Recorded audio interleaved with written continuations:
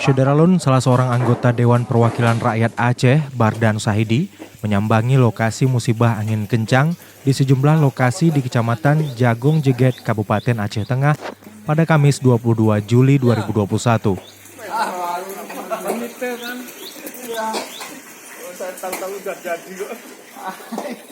Politikus PKS ini selain melihat kerusakan beberapa rumah warga, ia pun menyempatkan diri melihat beberapa bangunan sekolah, pesantren yang rusak akibat diterjang angin kencang pada Sabtu 17 Juli lalu.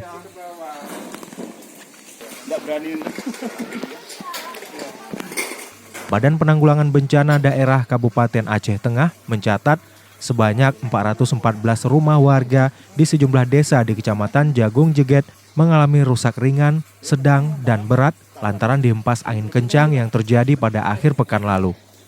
Setelah melihat kondisi kerusakan, Bardan Sahidi mengusulkan agar untuk ke depan, rancang bangunan dan konstruksi bisa tahan terhadap hempasan angin serta sistem pengatapan yang aerodinamis, khususnya untuk bangunan pemerintah dan sarana ibadah.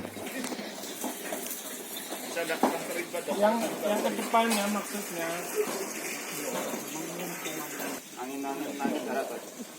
Dari Takengon, Aceh Tengah, Mahyadi, Serambi On TV. Yang belum kena ini lah.